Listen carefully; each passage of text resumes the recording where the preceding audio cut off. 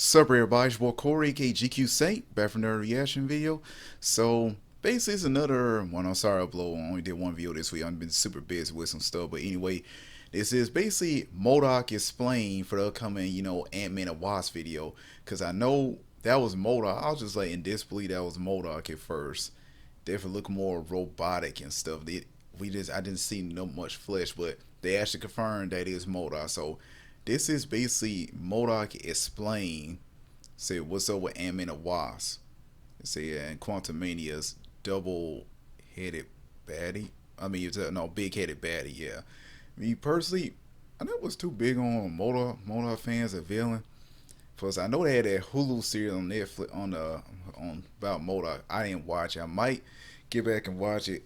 Heard some people said it good. Some people would say all that. I just been hearing mixed feelings about it from people I know, but I might check it out. If it's good, please let me know. Anyway, let's go and dive on into it. You are no special question. Drop a comment below. Let me know what you're at to. Let's get it. Okay, stop. What is that?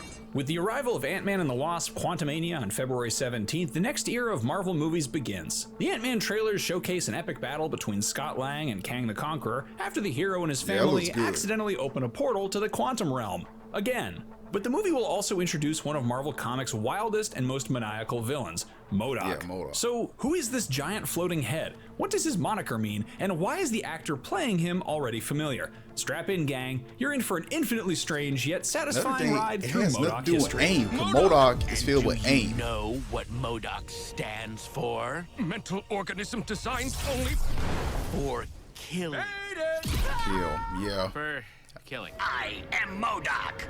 I am the ultimate in human machine interface. I am designed only for conquest. Like many of Marvel's most inventive and awesome creations, MODOK came from the minds of Jack Kirby and Stan Lee. He's first mentioned in Tales of Suspense number 93 as Captain America is captured by the evil organization known as AIM on a rescue mission to find Agent 13. While the government believed that AIM was disbanded, Cap discovered that they were still active under the leadership of the mysterious MODOK. But it wasn't until the next issue that readers actually met the terrifying creation when he revealed himself to our hero. The immense mutated head cradled in a flying contraption stands as one of Kirby's most striking visual creations. As he explains to Steve Rogers, MODOK was once a mere guinea pig for the scientists of AIM, but their experiments gave him immense power, making his brain incredibly dangerous. While he appeared to kill himself at the end of that story, he would return later to exact his revenge. It was during his reign as Captain America's most fearsome foe that readers learned his true origin. Originally, George Tarleton was introduced as a scientist that AIM chose for a test in their attempts to create the ultimate intelligence. They succeeded, but that was only good news for MODOK, who quickly killed his captors. Later, that origin would change with George being reimagined as the son of an AIM scientist, but either way, AIM did him wrong and he would spend his life making them and the superheroic world who oppose them pay for it.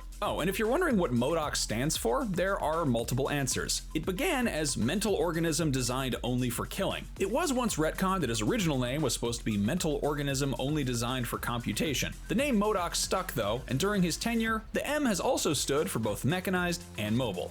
Yeah, I always figure he seems more like a villain for Iron Man instead of Captain America. Sorry. I thought this coffee was for everyone. The experiments that George was put through were what gave him his giant brain, hence the massive floating head, leading to his impressive intelligence. The powers he gained from that include incredible deduction, superior perception, and an ability to solve the hardest puzzles. But his colossal cerebrum came with unexpected and deadly powers too. MODOK is a man with very little patience, and whenever it wears thin, he breaks out his violent and fatal mental beam, focusing the energy from his brain through his high-tech head sock. He can create a powerful ray of catastrophic power, which is incredibly destructive. And if that wasn't enough, he's also telepathic and regularly mind controls people. He can also put that to good use by creating force fields, making it harder for his enemies to land their attacks. So basically, he's pretty formidable, in spite of looking a little goofy.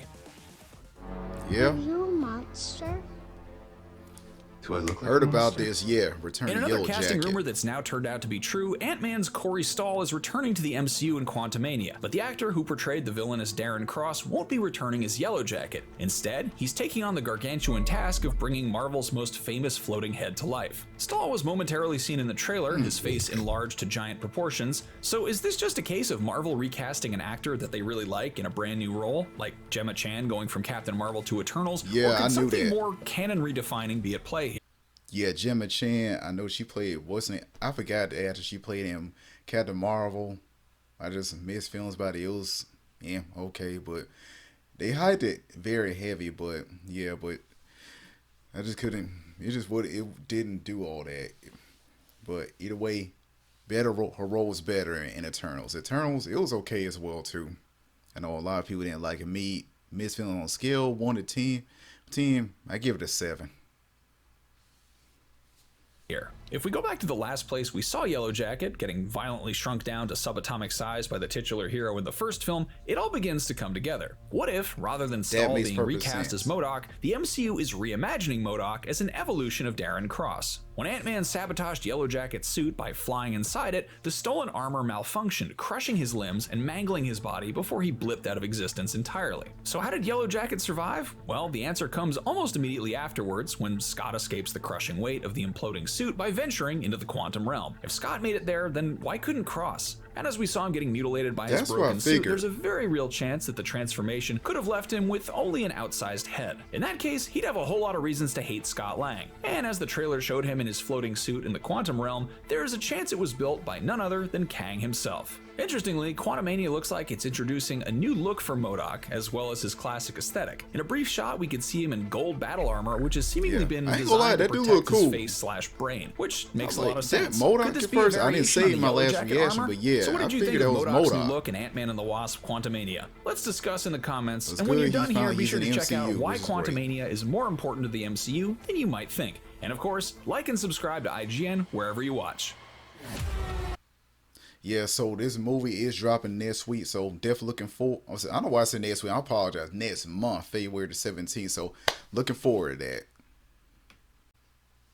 Okay, that was pretty cool video. So either way, I know what MODOK stand for. I've been hearing different means over the years, but I just know the last part means killing. That's all I remember.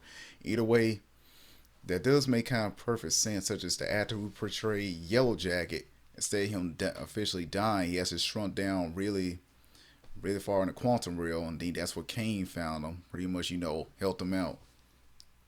So that kind of does, in a way, make it sense. So in Ant-Man, the first one, he really didn't die after all. He actually survived and is just living in the quantum realm. So it makes perfect sense. We see him, trying to get revenge on Scott, Hank, and them. Try to kill them all, especially his daughter. Cause he tried to kill Scott's daughter. Either way, definitely looking forward to it. Let me know how you feel about the video. What's your perspective on this? Anyway, make sure you give a boy a like, comment, and subscribe. Today is Thursday night, so stay tuned for this video and drop tomorrow. Anyway, have a fantastic day or evening. Peace.